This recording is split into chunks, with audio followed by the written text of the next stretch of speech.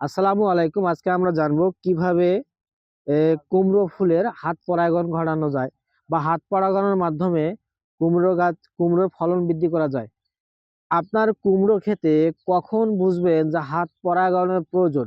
তো দেখা যায় যে আপনার কুমড়ো ক্ষেতের মৌমাছির সংখ্যা কম, বা যে এক ফুল থেকে আরেক ফুলে পরাগায়নে যে মাছিগুলো সাহায্য করে, যার পরিমাণ যদি কমে যায় তখন হচ্ছে আপনাদের ক্ষেতে হাত পরাগায়নের প্রয়োজন হতে পারে।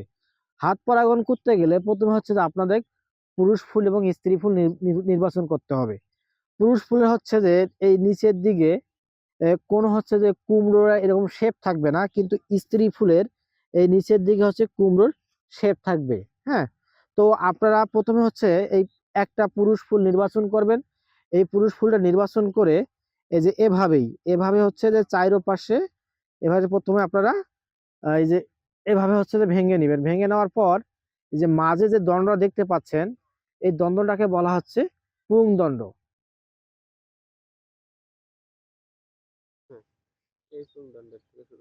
এই পুংদণ্ডের এই যে উপরে যে হলুদের মতো দেখতে পাচ্ছেন, এখানে পুরুষ রেণু আছে। এই পুরুষ রেণুগুলো হচ্ছে যে আমরা স্ত্রী ফুলের যে গর্ভদণ্ড আছে সেখানে হচ্ছে যে আমরা আহ এই নিষেক্রিয়া ঘটাবো।